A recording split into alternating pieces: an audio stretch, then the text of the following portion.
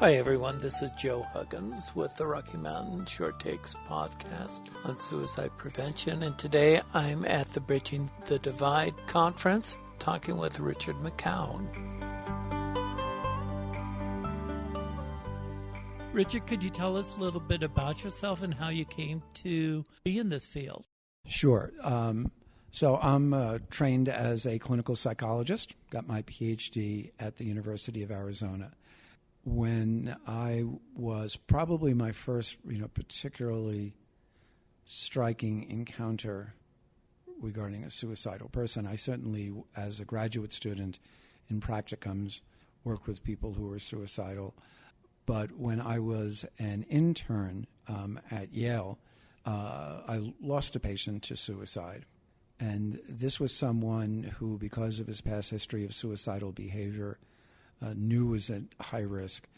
He had been hospitalized. I was actually gone for a week to go back and defend my dissertation. So I left Connecticut, went back to Arizona, and then when I returned, when I returned to Connecticut, I found out that this man that I've been working with had been discharged from the hospital, and 2 days later had taken a massive overdose of tricyclic antidepressants and had died. That was my first exposure, certainly, to losing someone to suicide. It also really highlighted for me something that I learned a lot more about later, which is that the period after being discharged from an inpatient unit is one of the most critical times in someone's care. In fact, in the, I think it was the Valenstein et al. Study of about 1 million veterans who had been treated for depression, the time of highest risk in terms of their entire time in treatment for mental health was in the period after inpatient discharge. So that for me, that was a very striking learning. And then after my internship, I went to work in community mental health. I worked in a hospital-based community mental health system and doing outpatient therapy. And then I was the director of a psychiatric emergency service. And then later I was the clinical director for the community mental health center.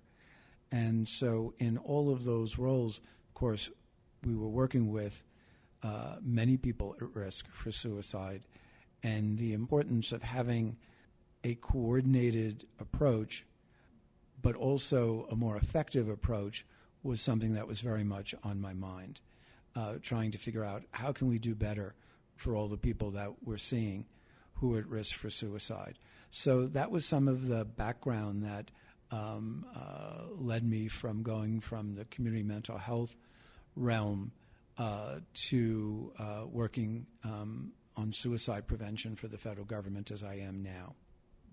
One of the things that I find really interesting in your description or in telling us about how you got here, having a patient die, talking about that and knowing about the Zero Suicide Initiative, how that systems approach must be very different than perhaps how you experienced things with earlier when you lost that patient.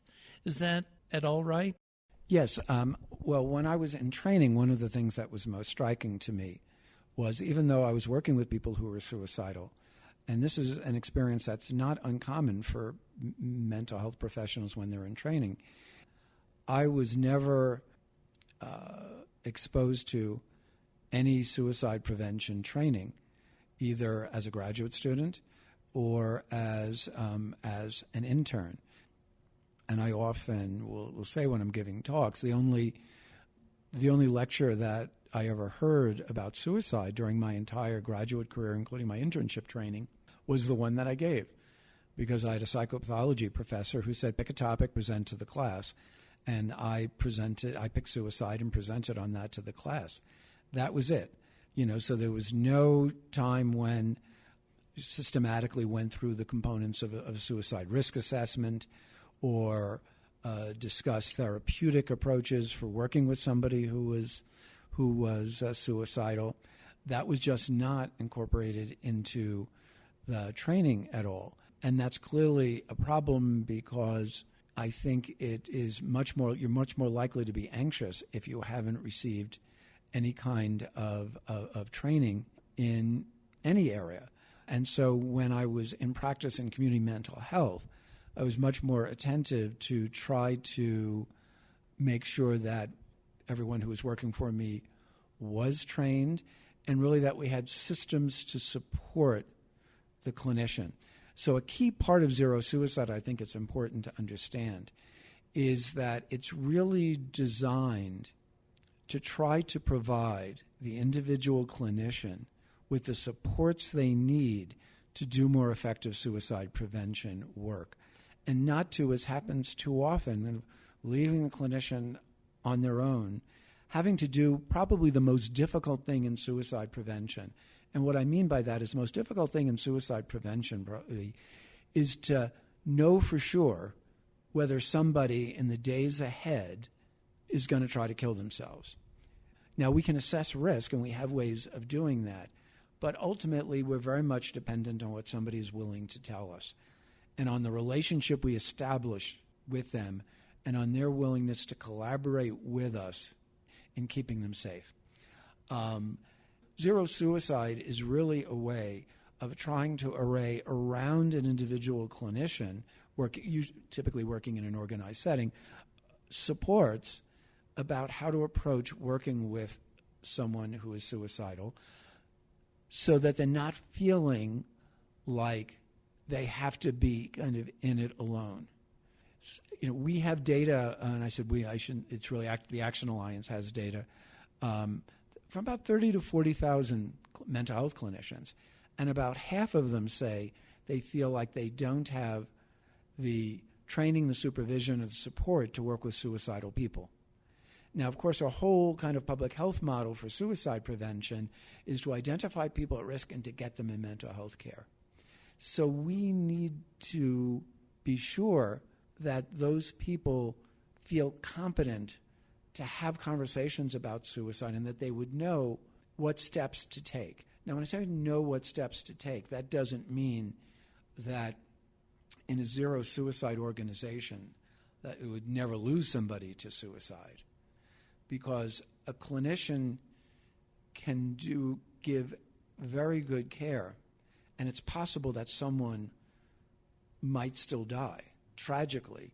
But if those circumstances happen, it's essential that we take a careful look and to see what we can learn, and by having protocols. So if you have a protocol about what should be done, and if you look at the zero suicide components about doing screening and risk assessment, doing a collaborative safety plan, having evidence-based care, staying in contact, if you're doing all those things that are part of that protocol and still lose someone to suicide, which is possible, it's really important that clinician be given support and assistance. We know that sometimes a clinician may lose someone to suicide and leave the field. And so we want to provide them with support, but while at the same time taking a careful look at the circumstances surrounding the death, not to point fingers of blame, right? Not to look for a scapegoat, but rather to understand, were there any of the things that we as a system could have done differently? What can we learn? And my feeling is that, we owe it to those that we've lost and to their families and to their loved ones and friends, anytime that there's a loss by suicide, to take a close look at it and to see if there's something we can learn to do better. Suicide prevention is far too challenging to kind of think that we have it down and kind of just rest on an easy solution about what to do. We need to constantly be approaching it from a framework of trying to improve quality and learning. And that's part of the spirit of a just culture that is important in zero suicide.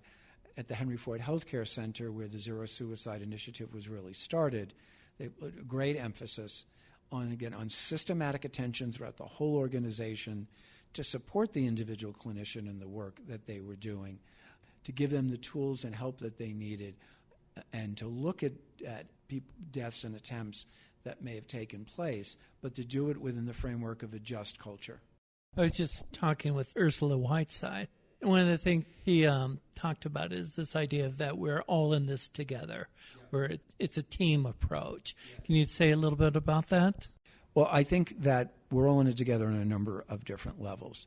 And when you look at it from the perspective of a healthcare system, no matter what your role is, there's a need for mutual support and collaboration.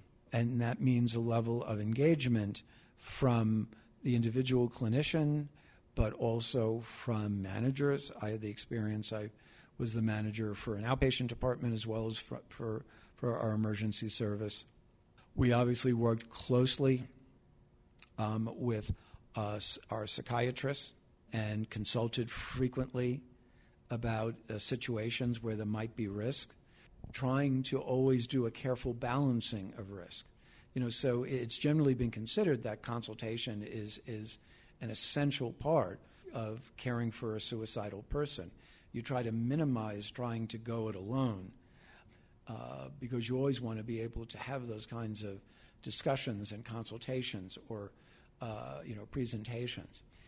In addition, one of the things that I think has been really important in suicide prevention over the last couple of years has been the increased emphasis on including the voices of people with lived experience so that we can hear from them how they experience the care and treatment we're trying to provide.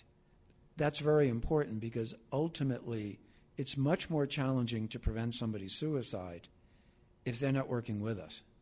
So those are really important areas. And when we think about trying to prevent suicide among larger groups of people, let's say all of the veterans in a given community, then we all have to work together. There have to be multiple, the various kinds of places and sectors that may come in contact, whether it's the faith community, the workplace, schools, colleges, etc., that as well as the healthcare systems, we all have a role to play. The National Strategy for Suicide Prevention urges a comprehensive approach, and we think that that's what's really needed in order to reduce suicide nationally, which is obviously what we're aiming for.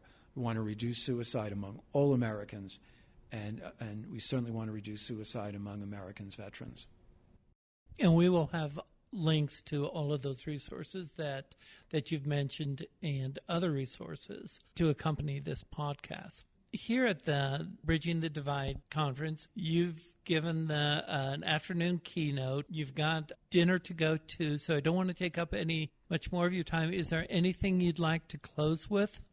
Well, I think that probably the thing that I would want most to close with is to express gratitude to all of the clinicians who are working with people who are at risk for suicide and who are having those conversations and being willing to listen to the pain that suicidal people are going through and trying to help them through it, as well as my admiration for the courage of the people who are going through such pain and are willing to share that with others, where we then have an opportunity to provide help and hopefully to save lives. Well, that wraps it up for this week's Short Takes podcast. Thanks for joining us, and we look forward to having you visit us again.